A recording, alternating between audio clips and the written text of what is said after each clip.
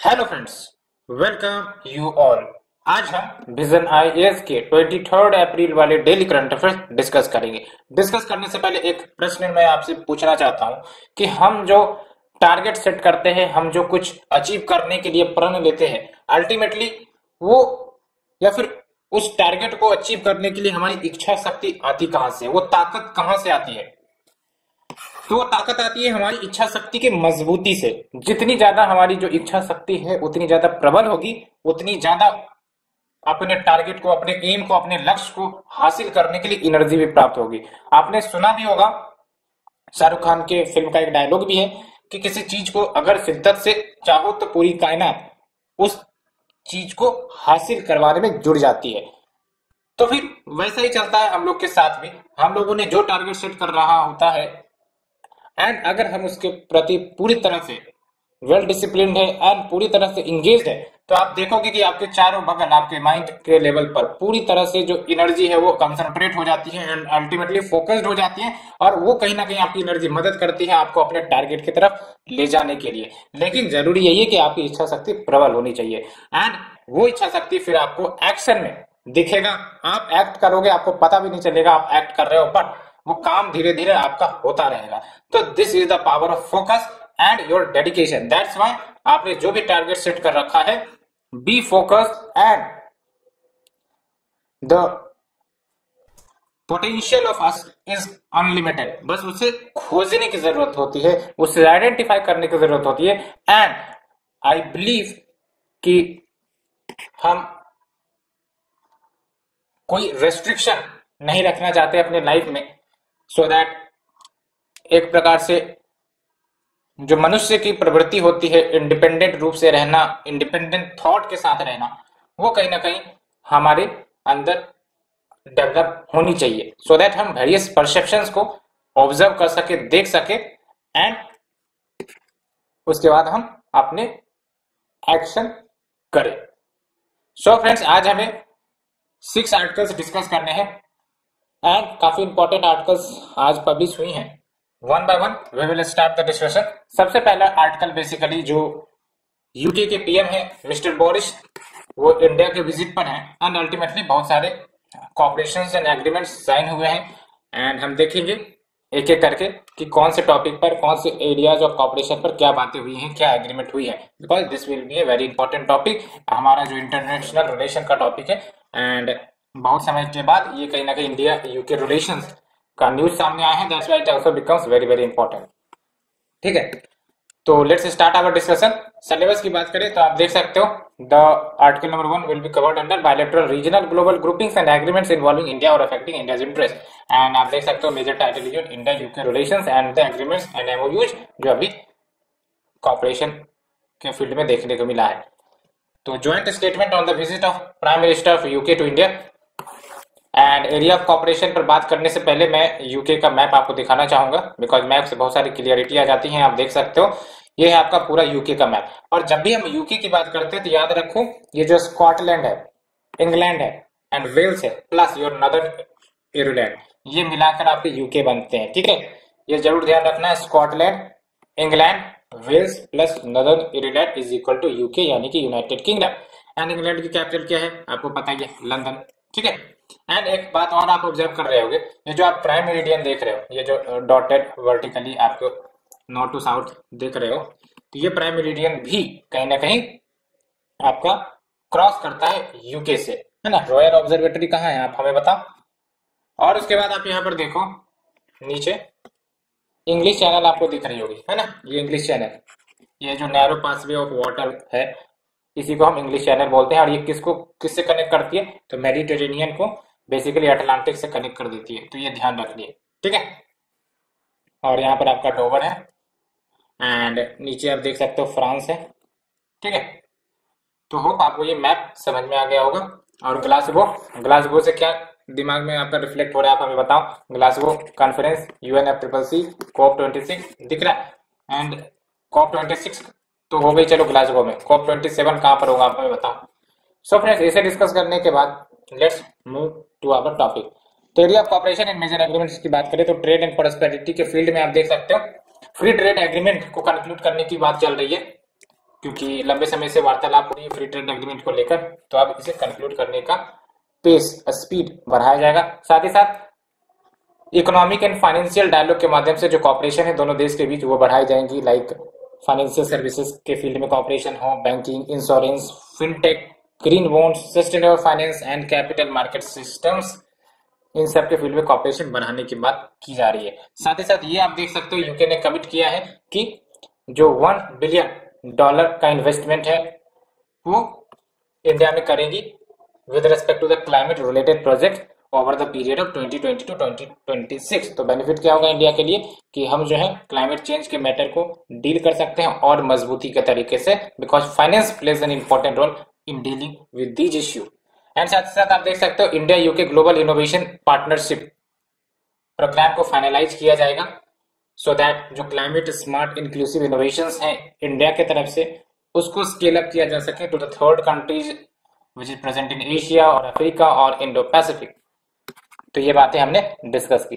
And अगर हम बात करें डिफेंस एंड सिक्योरिटी के फील्ड में तो आप देख सकते हो यूके ने open general export licence announce किया है so that technology engagement India के साथ किया जा सके। And joint working group on India UK electric propulsion capability partnership काफी स्टैब्लिशमेंट किया गया है। साथ ही साथ joint cyber statement to depend the cooperation across cyber governance, because cyber governance is playing an important role nowadays as well as deterrence and strengthening cyber resilience. तो इनके लिए ज्वाइंट साइबर स्टेटमेंट भी रिलीज की गई है कि किस प्रकार से हम साइबर गवर्नेंस डिटरेंस को इनहांस कर सके, मजबूत कर सके, because it is also challenging one in today's time. And साथ ही साथ दोनों देशों ने एग्री किया है कि सब group on countering extremism constitute किए जाएंगे to further enhance the cooperation in this area. Regional and global and multilateral cooperation के फील्ड की बात करें तो दोनों देशों ने टेरिटोरियल इंटीग्रिटी एंड सॉवरेनिटी की बात पर सहमति जताई है ऑफ ऑल कंट्रीज। तो ये आपको क्या रिफ्लेक्ट हो रहा होगा यूक्रेन क्राइसिस के ऊपर, ठीक है। एंड दोनों साइड्स ने एग्री किया है कि इमीडिएट ह्यूमैनिटेरियन असिस्टेंस प्रोवाइड किए जाएंगे to the people of Afghanistan. And साथ ही साथ representative and inclusive political system of Afghanistan में इसकी बात को दोहराया भी है। और आपको पता है इंडिया ऑलवेज वांट्स कि there should be representative and inclusive political system in Afghanistan.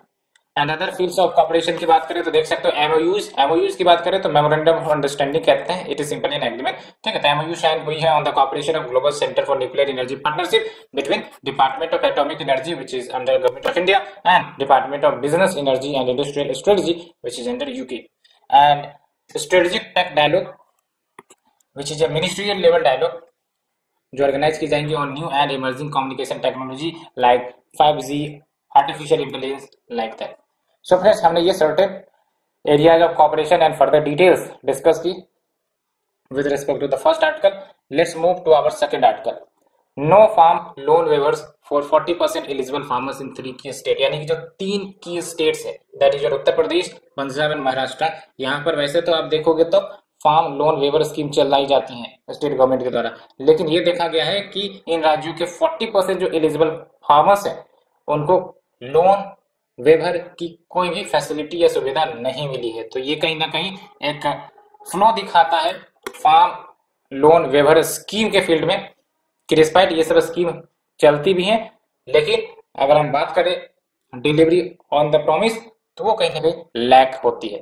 तो ये आपका रिफ्लेक्ट करता है। सेकेंड आर्टिकल का सिलेबस की अगर हम बात करें तो आप देख सकते हो farm loan waiver and their achievements and weakness, तो इसमें आपका ये टॉपिक कवर होगा। तो देख सकते हो ज्वाइंट स्टडी कंडक्ट की गई नाबार्ड के द्वारा एज वेल एज भारत कृषक समाज के द्वारा, और इन दोनों ने मिलकर फाउंड किया है कि जो 3 राज्य हैं Uttar Pradesh, Punjab, Maharashtra and all have running loan waiver schemes since 2017। And यहाँ पर ये रिफ्लेक्ट हुआ है कि almost 40% of the highly distressed farmers इन्होंने कोई भी benefit farm loan waiver scheme से प्राप्त नहीं की है। तो क्या की फाइंडिंग आप देख सकते हो कि जो हमारे फार्मर्स के सुसाइड के इंसिडेंट आप देखते हो इन तीनों राज्यों में, तो इनका कारण बताया गया है।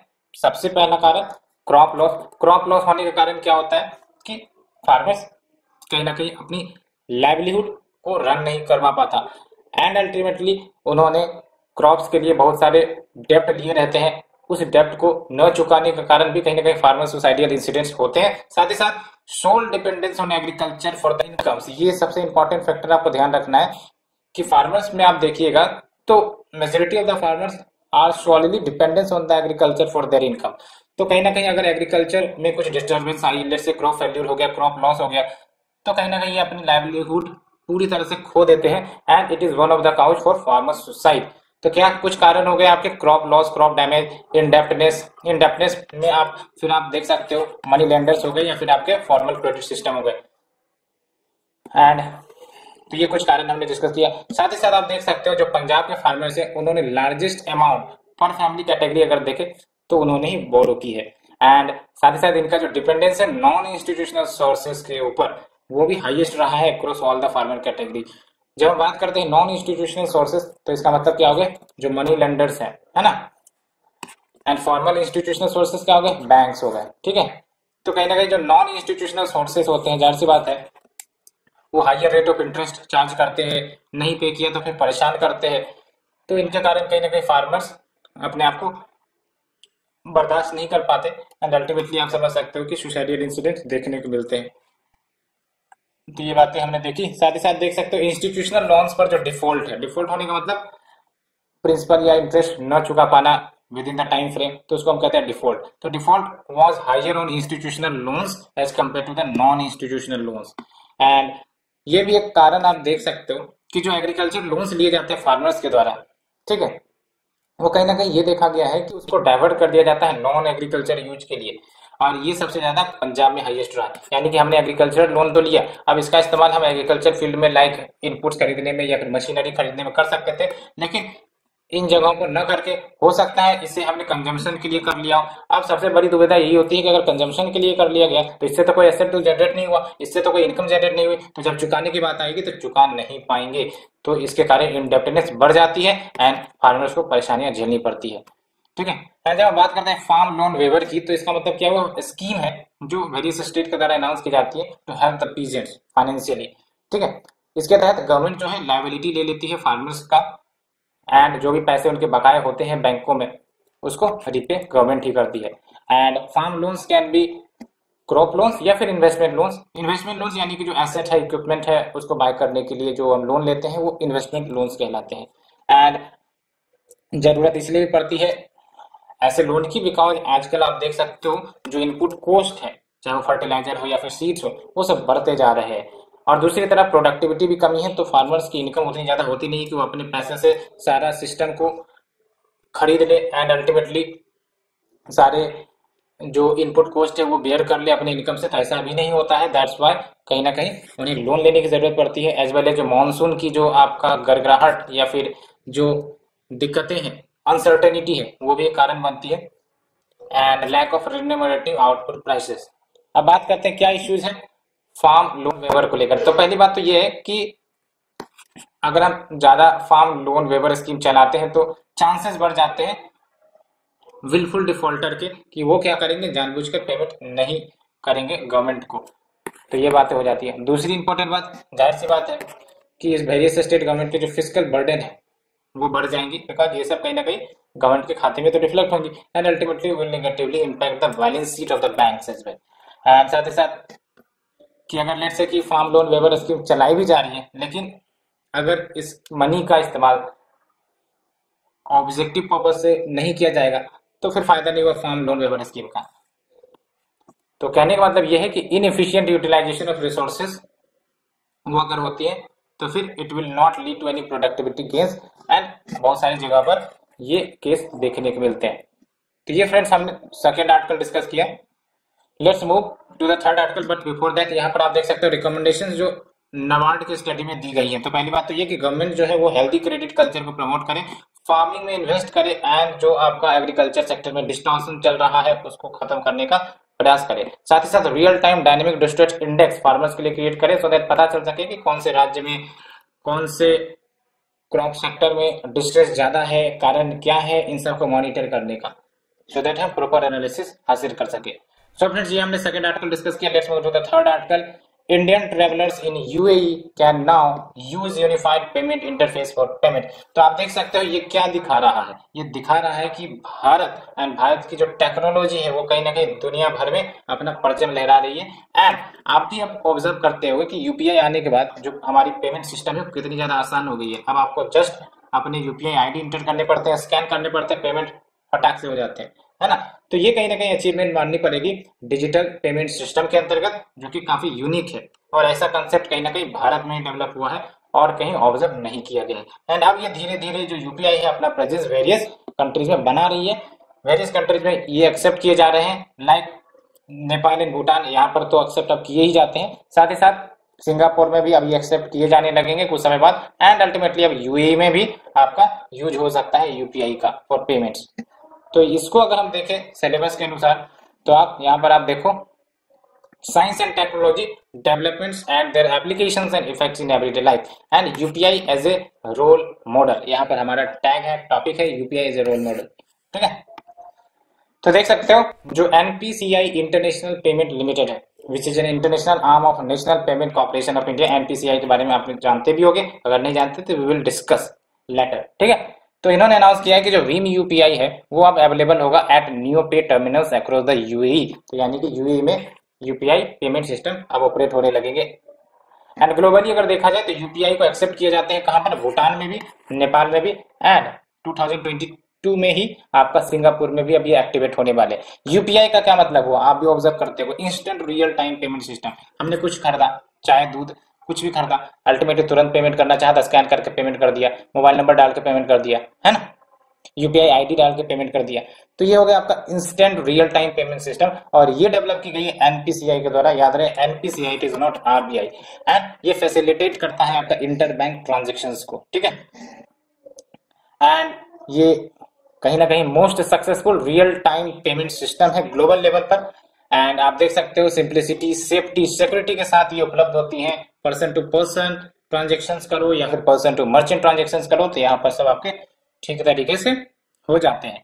एंड अगर हम बात करें भीम की, जो भीम आपके ऐप होते हैं, इसका फुल फॉर्म है भारत इंटरफेस फॉर मनी, और ये डेवलप की गई है, कंसेप्चुलाइज की गई है एनपीसीआई के द्वारा। इसके माध्यम से fast, secure, reliable cashless payment mobile phone के माध्यम से किए जा सकते हैं, ठीक है। And UPI is one of the most prominent form of digital payments, और आप देख सकते हो फाइनेंशियल ईयर 2022 में लगभग $1 ट्रिलियन का ट्रांजेक्शन देखने को मिला है वाया यूपीआई। तो काफी बड़ी अचीवमेंट है, क्योंकि इतनी ज्यादा इजी है पेमेंट करना कि कोई से इग्नोर नहीं करेगा, ठीक है। अभी देखते हो जगह जगह दुकानों पर आपके जो यूपीआई के आईडी टैग लगे रहते हैं, है ना। अब तो वीजा एंड मास्टर कार्ड वाले भी परेशान हो रहे होंगे, क्योंकि सारा ट्रांजेक्शन मेनली तो अब आपका इस तरह से होता है यूपीआई सबसे। तो ये बातें हो गई। एंड देख लो भीम की बात करें तो ये 2016 में लॉन्च की गई थी, और इसका वन ऑफ द ऑब्जेक्टिव कि फाइनेंशियल इंक्लूजन लाया जाए नेशन में। फाइनेंशियल इंक्लूजन का मतलब ये हुआ कि जिनके पास भी आपके बैंक अकाउंट ना है, एक तो ये कि बैंक अकाउंट खोलना, अब बैंक अकाउंट खोल गया तो जाहिर सी बात है यूपीआई पेमेंट सिस्टम आ गई, वो लिंक अप हो गई बैंक अकाउंट से, तो जाहिर सी बात है हम पेमेंट कर सकते हैं डिजिटल वे में। तो it is one of the way for financial inclusion as well as digitally empowered society. And NPCI की बात करें तो एनपीसीआई इनिशिएटिव है RBI plus Indian bank association का, ठीक है। And under the provisions of payment and settlement system act 2007, ये ध्यान रखना है आपको, है ना। NPCI is an initiative RBI and IBA under the provisions what payment and settlement system act 2007, and इसके तहत robust payment and settlement infrastructure Bharat में स्टैब्लिश करना है, और वही हुआ, आप भी देख सकते हो। And it aims to create robust payment and settlement infrastructure in India, और बहुत सारे ये एप्लीकेशंस ऑपरेट करते हैं, जैसे आपके रुपे कार्ड हो गया, तो रुपे कार्ड भी तो एनपीसीआई का है ना, and it is indigenously develop payment system, जैसे मास्टर वीजा होता है, ये तो फॉरेनर है, लेकिन रुपे कार्ड हमारा इंडियन है। उसके बाद आईएमपीएस की बात करें, and NACH national automated clearing house, है ना, चेक क्लियरिंग के लिए किया जाता है। एंड एबीपीएस यानी कि Aadhaar payment bridge system, NFS national financial switch, जो एटीएम नेटवर्क्स कनेक्टेड होते हैं एक दूसरे से और जो ट्रांजैक्शन सब करते हैं, वो सब आपका कौन से टेक्नोलॉजी से वर्क होता है, नेशनल फाइनेंशियल स्विच के माध्यम से। भारत बिल पेमेंट सिस्टम भी हमारा, एंड एनएफएस पर क्वेश्चन आया भी है प्रीलिम्स में, आपने देखा भी होगा। सो फ्रेंड्स, ये हमने डिस्कस किया। एंड आप देख लो यूपीआई से हम क्या क्या कर सकते हैं, पे और request money instantly 24/7 even on bank holidays, yes. Complaints raise किए जा सकते हैं through mobile app directly, yes. Fund transfer और bill payment is completely free of cost, yes, लेकिन सुनने में आ रहा है कि अब ये चार्ज किए जाएंगे। एंड फिर आप देख सकते हो payment can be made directly via virtual payment address, जो यूपीआई आईडी होता है वो, ठीक है। And neither the payee nor the beneficiary is required to share the bank detail, बिल्कुल सही, ठीक है। And no need to provide ATM card या account details while making transaction, तो यही तो सबसे बड़ा बेनिफिट, टाइम कंज्यूमिंग को बचाता है, है ना। All banks account can be accessed using a single UPI app, ये प्रीलिम्स के पॉइंट ऑफ व्यू से याद रखिएगा। All bank accounts can be accessed using a single UPI app, for example भीम यूपीआई। तो फ्रेंड्स ये हमने डिस्कस किया। Let's move to the next article. Centre invite fresh application for ethanol projects until October. तो अभी fresh applications invite की जा रही हैं सेंटर की तरफ से फॉर इथेनॉल प्रोजेक्ट्स। अगर कोई सेटअप करना चाहती है, कोई कंपनी सेटअप करना चाहती है तो अक्टूबर तक कर सकती है। तो आप देख सकते हो ministry of consumer affairs, food and public distribution, उन्होंने 6 मंथ विंडो ओपन किया है सो दैट अगर कोई कंपनी है, इंडस्ट्री है, प्लांट है, न्यू डिस्टिलरीज या फिर एग्जिस्टिंग डिस्टिलरीज का एक्सपेंशन करना चाहती है तो कर सकती है। डिस्टिलरी जहां पर इथेनॉल प्रोड्यूस किए जाते हैं, प्लांट होते हैं basically. And before further discussion let's move to the syllabus. तो when we talk about the syllabus तो आप देख लो कंजर्वेशन, एनवायरमेंटल पॉल्यूशन, डिग्रेडेशन, यहाँ पर आपका ethanol blending in India and its relevance आप भी बता सकते हो। तो देख लो ये जो स्टेप ली गई है तो पहला बेनिफिट तो ये होगा कि जो हमारी इथेनॉल प्रोडक्शन कैपेसिटीज है वो बढ़ेगी, बिकॉज नए नए प्लांट्स आएंगे, एग्जिस्टिंग का एक्सपेंशन होगा तो जाहिर सी बात है इथेनॉल प्रोडक्शन कैपेसिटीज बढ़ जाएंगी। साथ ही साथ जो हमने टारगेट सेट रखा है E20 का, यानी कि 20% ब्लेंडिंग हो, 20% इथेनॉल ब्लेंडिंग हो इन द पेट्रोल, जिसको हम E20 कहते हैं शॉर्ट फॉर्म में, बाय 2025 ये टारगेट को भी अचीव किया जा सकता है। एंड साथ ही साथ जो शुगर मिल्स हैं उनको भी फैसिलिटेट किया जाएगा कि अब वो नए डिस्टिलरीज या प्लांट सेटअप कर सकते हैं या फिर अपने एग्जिस्टिंग डिस्टिलरीज को एक्सपेंड कर सकते हैं। तो जाहिर सी बात है it will help in diversifying या फिर डाइवर्टिंग एक्सेस शुगर केन या शुगर टू इथेनॉल। तो लेट्स से कि भाई साहब शुगर केन एक्सेस हो गया है ना, ज्यादा अमाउंट में आ गया, अब इसको क्या किया जाए तो इसको डाइवर्ट किया जा सकता है आपका इथेनॉल प्रोडक्शन के लिए, ठीक है। तो उसके लिए हो सकता है प्लांट की जरूरत पड़ेगी तो प्लांट सेटअप किया जा सकता है, डिस्टिलरीज सेटअप किए जा सकते हैं। एंड देख लो new grain based distilleries would come up in the deficit है, जहां पर कोई डिस्टिलरीज प्लांट्स है नहीं, जहां पर इन प्लांट्स की कमी है, तो जाहिर सी बात है इस डिसीजन से इन स्टेट्स में भी ओपन किए जा सकते हैं ये सब plants, like the north eastern states, southern states, Tamil Nadu, Andhra Pradesh, Telangana and Bihar, Madhya Pradesh. And ये आपको ध्यान रखनी है ethanol blending petrol programme government के द्वारा चलाई जाती है। इसके तहत इथेनॉल ब्लेंडिंग जो पेट्रोल में ऑयल मार्केट कंपनीज को करनी है उसका एक टारगेट दिया गया है कि जो ऑयल मार्केटिंग कंपनीज है अप टू 10% इथेनॉल पेट्रोल में ब्लेंड करेंगी बाय 2022। इसी को हम कहते हैं E10। E10 मतलब 10% इथेनॉल का ब्लेंडिंग कर दो पेट्रोल में, E20 का मतलब 20% इथेनॉल का ब्लेंडिंग कर दो पेट्रोल में। ब्लेंडिंग मतलब मिक्सिंग कर देना, ठीक है। और 2021 में सेंटर ने बेसिकली जो टारगेट सेट कर रखी थी कि E20 यानी कि 20% इथेनॉल ब्लेंडिंग पेट्रोल में 2030 में हमें अचीव करनी है, उसको एडवांस करके 2025 कर दी गई थी। तो अभी E20% का टारगेट कब तक अचीव करना है, 2025 तक। एंड देख सकते हो कैसे आपका ये इथेनॉल ब्लेंडिंग होता है। तो पहले लेट्स से कि शुगर कैन क्रॉप था, है ना, अब उसको शुगर मिल तक पहुंचाया गया, अब उसका फर्मेंटेशन हुआ, उसका प्यूरिफिकेशन हुआ, वहां से इथेनॉल निकाला गया, उसको फिर पेट्रोल में ब्लेंड कर दिया गया, फिर ट्रांसपोर्ट कर दिया गया ट्रक से फ्यूल स्टेशन पर, ठीक है। तो ये बातें होती है। एंड साथ ही साथ अब ये सब जो इथेनॉल ब्लेंडिंग सब के टास्क है, जाहिर सी बात है इससे कॉस्ट तो बढ़ेगी वेरियस शुगर मिल्स की या कंपनी की, तो सरकार इन्हें फाइनेंशियल असिस्टेंस प्रोवाइड करती है कि लेट से कि आप अगर स्टेब्लिश करते हो, है ना, प्लांट स्टेब्लिश करते हैं या फिर इथेनॉल ब्लेंडिंग में एंगेज होते हैं तो अल्टीमेटली आपको इंटरेस्ट सबवेंशन दिए जाएंगे 6% का, या फिर जो भी बैंक इंटरेस्ट होगा उसका 50% रिबेट हम आपको दे देंगे, विच ओवर इज लोअर, ठीक है, जो भी हो, चाहे वो इंटरेस्ट सबवेंशन हो या फिर आपको 50% ऑफ द बैंक इंटरेस्ट हो, जो भी लोअर हो वो सुविधा आपको मिल जाएगी। तो बेनिफिट क्या होगी इथेनॉल ब्लेंडिंग की, तो आप भी ऑब्जर्व कर सकते हो क्या बेनिफिट होगी। पहली बात तो लेट्स से हमने E20 ब्लेंडिंग की तो जाहिर सी बात है 20% जो एक्स्ट्रा पेट्रोल हमें मंगवानी पड़ रही थी विदेशों से वो तो अब नहीं बनवानी पड़ेगी। तो इसका मतलब इंपोर्ट डिपेंडेंसी पर हम कम कर सकेंगे अपनी इंपोर्ट डिपेंडेंसी, क्योंकि अब हम 100% की जगह पर 80% लेट से ब्लेंडिंग पेट्रोल मंगवा रहे हैं तो 20% तो बच गया ना, तो 20% का इंपोर्ट बिल घटा के नहीं। साथ ही साथ जो पॉल्यूटेंट्स इमिशन होते हैं गाड़ियों से जिसमें आपका 100% पेट्रोल या डीजल का इस्तेमाल होता है, तो जाहिर सी बात है जब ब्लेंडिंग की जाएंगी तो कम प्रदूषण फैलेगा, कार्बन डाइऑक्साइड कम रिलीज होगा, कार्बन मोनोऑक्साइड कम रिलीज होगा, है ना, ऑक्साइड्स ऑफ सल्फर, नाइट्रोजन, ये। साथ ही साथ एनर्जी सिक्योरिटी भी हमारी बढ़ेगी because we will be having self sufficiency measures in India. And agriculture sector को बूस्ट मिलेगा लेट से कि कोई फार्मर्स है, ठीक है, उन्होंने कुछ एक्स्ट्रा शुगर कैन प्रोड्यूस कर दिए तो अल्टीमेटली वो इथेनॉल ब्लेंडिंग प्लांट पे बेच सकते हैं, या फिर कुछ ऐसे क्रॉप्स उन्होंने प्रोड्यूस कर दिए जिसमें इथेनॉल प्रोड्यूस किया जा सकता है, तो ये फार्मर्स की इनकम को बूस्ट कर सकता है, एग्रीकल्चर सेक्टर को बूस्ट कर सकता है। And we have the generating employment opportunity, नए नए प्लांट्स खोलेंगे तो जाहिर सी बात है एम्प्लॉयमेंट अपॉर्चुनिटी बढ़ने की संभावना है। सो फ्रेंड्स ये हमने डिस्कस किया। Let's move to the next article. RBI lowers limit for ways and means advances for the states. क्या है ये lower ways and means advances, simply क्या है तो means ways and means advances क्या है उससे हम डिस्कस करेंगे। काफी इंपॉर्टेंट टॉपिक है ये वेज एंड मीन्स एडवांसेस। लेकिन सबसे पहली बात सिलेबस के साथ, तो when we talk about the syllabus, तो ways and means advances, Indian economy and issues related to planning mobilisation of resources, इसमें आपका कवर होगा। सबसे पहली बात हम इसी को समझ लेते हैं डब्ल्यूएमए के बारे में। तो डब्ल्यूएमए बेसिकली आरबीआई एक्ट 1934 के तहत बताया गया है कि लेट से कि सेंटर हो या फिर स्टेट गवर्नमेंट हो, उनको टेम्पोररी रूप से पैसे की कमी हो गई, ठीक है, अब उनको पैसे चाहिए, तो उस टेम्पोररी पीरियड में जिस समय उनको पैसे की कमी हुई तो कहां से ये पैसे मांगेंगे, तो एक सहारा है आरबीआई, है ना। तो आरबीआई से ये पैसे मांगेंगे और आरबीआई उन्हें वेज एंड मीन्स एडवांसेस के तहत टेम्पोररी एडवांस दे देंगे या फिर टेम्पोररी लोन दे देंगे जो उनको चुकाना पड़ेगा गवर्नमेंट को, ठीक है, सो दैट जो भी मिसमैच हुआ है इन रिसिप्ट एंड पेमेंट्स उसको निपटारा किया जा सके।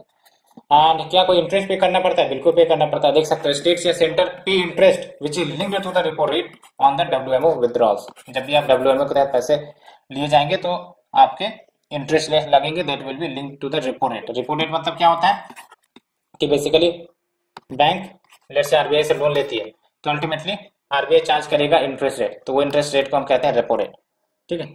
एंड डब्ल्यूएमए की बात करें तो ये ध्यान रखना है आपको, it is not a part of fiscal responsibility and budget management act. तो दैट्स व्हाई ये आपको फिस्कल डेफिसिट में काउंट नहीं होगा, बिकॉज जो भी ये वेज एंड मीन्स एडवांसेस के तहत लोन लेती है गवर्नमेंट उसको within the year itself pay कर देना पड़ता है। That's why it is not accounted under fiscal deficit या फिर it is also not a part of FRBM act. Two types of WMA होती है, एक तो normal and other is special. Normal WMA में क्लियर एडवांसेस होता है, ठीक है। एंड जब हम बात करते हैं स्पेशल डब्ल्यूएमए या फिर स्पेशल ड्राइंग फैसिलिटी की, तो बेसिकली ये प्रोवाइड किए जाएंगे जब government securities as a collateral provide किया जाएगा गवर्नमेंट के द्वारा आरबीआई को, तो ये हो गया आपका स्पेशल डब्ल्यूएमए, ठीक है। एंड ये ध्यान रखना है कि जब स्टेट एग्जॉस्ट कर जाती है अपनी एसडीएफ कोटा को, यानी कि स्पेशल ड्राइंग फैसिलिटी कोटा को, तो अल्टीमेटली उनको नॉर्मल डब्ल्यूएमए प्राप्त होता है, ठीक है। And in addition to WMO overdraft facility भी प्रोवाइड की जाती है whenever financial accommodation to the state exceeds it SDF and WMA limit. तो जब एसडीएफ या फिर डब्ल्यूएमए लिमिट एक्सीड हो जाती है तो ओवरड्राफ्ट फैसिलिटी प्रोवाइड की जाती है। ओवरड्राफ्ट फैसिलिटी यानी कि आप पैसे भले ही आपके पास नहीं हो लेकिन आपको हम प्रोवाइड कर रहे हैं, ये होता है ओवरड्राफ्ट फैसिलिटी। बैंकों में ओवरड्राफ्ट फैसिलिटी होती है, आपने सुना भी होगा।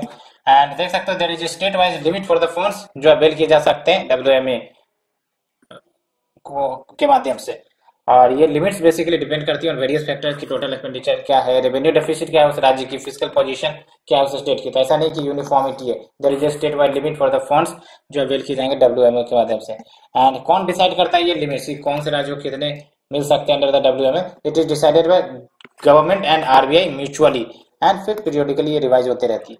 तो ये आपका पूरा खाका डब्ल्यूएमए के बारे में हमने जाना। एंड आप देख सकते हो इन view of improving pandemic situation, तो पैंडेमिक सिचुएशन इंप्रूव हो रही है, इसी के कारण आरबीआई ने डिसाइड किया है कि जो ways and means advances states के लिए है, यूटीज के लिए, उसको 51,560 करोड़ से घटाकर 47,010 करोड़ कर दिया जाए। एंड देख सकते हो कंसिडरिंग कोविड-19 रिलेटेड अनसर्टेनिटीज आरबीआई ने रेज कर दिया था डब्ल्यूएमए लिमिट को 2021 में कि वो जो है ज्यादा लोन ले सकती है सो दैट कोविड-19 से डील कर सके, लेकिन अभी पैंडेमिक नॉर्मल सिचुएशन में आ रहा है इसलिए इन्होंने इसको कम कर दिया फिर से। तो फ्रेंड्स ये हमने डिस्कस किया main article. Let's move to the last article. Minister of defence rolls out schemes for defence startups during defence connect 2.0। तो डिफेंस सेक्टर से रिलेटेड हमारा न्यूज है। एंड सबसे पहली बात हम सिलेबस को डिस्कस कर लेते हैं। When we talk about the syllabus it will be covered under security challenge their management in border area boosting indigenous defence capability, इसके अंतर्गत आप कवर कर सकते हो, ठीक है। तो देख लो डेफ कनेक्ट यानी कि डिफेंस कनेक्ट अगर देखा जाए तो नाम निकलता है। डेफ कनेक्ट एम्स व्हाट कि जो इनोवेटर्स है, इन्वेस्टर्स है फ्रॉम इंडिया लीडिंग इंडस्ट्रीज वो आए और डिफेंस सेक्टर में इन्वेस्ट करे, ठीक है, इनोवेट करे। तो उसके लिए क्या क्या स्कीम्स लॉन्च किए गए तो देख सकते हैं आईडेक्स प्राइम है, innovation for defence excellence prime, और आईडेक्स प्राइम का मेन ऑब्जेक्टिव यही कि वेरियस प्रोजेक्ट्स को समर्थन देना which requires support beyond 1.5 crore rupees up to 10 crore rupees. So that जो ever growing startups in the defence sector उसको मदद किया जा सके, उसको और ज्यादा आगे बढ़ाया जा सके। एंड कोर ऑब्जेक्टिव क्या है आईडेक्स की, तो बेसिकली एक ऐसा इकोसिस्टम तैयार करो जो इनोवेशन, एंटरप्रेन्योरशिप, टेक्नोलॉजी डेवलपमेंट को फोस्टर कर सके, specially in the defence and aerospace sector. And IDX की बात करें तो ये ऑपरेशनल फ्रेमवर्क है डिफेंस इनोवेशन ऑर्गेनाइजेशन का, या फिर सिंपली कहो कि जो आईडीईएक्स है वो डीआईओ का इनिशिएटिव है, which is a special purpose bracket under ministry of defence. And next जो 6th defence India startup challenge, ये भी आपका लॉन्च की गई है। एंड ये जो आपका डिस्क है यानी कि डिफेंस इंडिया स्टार्टअप चैलेंज, इसका एम यही है कि स्टार्टअप्स, एमएसएमईज या इनोवेटर्स को सपोर्ट किया जाए to create prototypes as well as commercialize the product solutions in the area of national defense and security. And DISC को लॉन्च किया गया है मिनिस्ट्री ऑफ डिफेंस के द्वारा in partnership with Atal innovation mission, ठीक है। And next is your 3rd edition of Innovate for Defense Internship I4D. And I4D basically 2 महीने का long student programme for the students of higher educational institutions of India. And अगर हम बात करें significance क्या है, प्राइवेट सेक्टर अगर participate करते हैं डिफेंस सेक्टर में तो काफी बड़ा सिग्निफिकेंस हो सकता है। पहली बात तो टेक्नोलॉजिकल डेवलपमेंट एक्सपर्टाइज जो रिक्वायर्ड होती है डिफेंस सेक्टर में, कहीं ना कहीं उसको हार्नेस किया जा सकेगा। जब भी हम प्राइवेट को लाएंगे तो याद रखना ये वाला स्टेटमेंट आपको काम आएगा, harnessing the technological development expertise, ठीक है। And cutting red tape in the defence industry, red tapism को कट करना, ठीक है। एंड साथ ही साथ helping the youth to contribute towards India's defence needs. Other measures जो लिए गए इन दिस डायरेक्शन, तो देख सकते हो वी हैव द सृजन पोर्टल जिसके तहत developmental support MSMEs, startups, industries को प्रोवाइड की जाती है so that import substitution defence products का किया जा सके। इंपोर्ट सब्स्टिट्यूशन का मतलब ये हुआ कि भाई साहब इंपोर्ट की जगह पर हम अपने देश में अपना प्रोडक्ट्स बनाएंगे, that means the import substitution. याद करो 1991 से पहले we have the import substitution system. And aerospace and defense policies to attract the private players as well as foreign companies like your original equipment manufacturers in the defense corridor. And फिर देख सकते हो offset policy defence acquisition procedure में reform लाई गई है। And ये reform इस वे में है कि इन्वेस्टमेंट को फोस्टर करेगा, अट्रैक्ट करेगा, साथ ही साथ जो टेक्नोलॉजी का ट्रांसफर है उसको भी फोस्टर करेगा for the defence manufacturing in India. So friends, ये फ्रेंड हमने पूरा आर्टिकल डिस्कस किया, 6 articles. Hope you understood, hope you like it. And अगर आपको अच्छी लग रही है तो प्लीज लाइक शेयर सब्सक्राइब करना ना भूले। Thank you friend, thank you very much.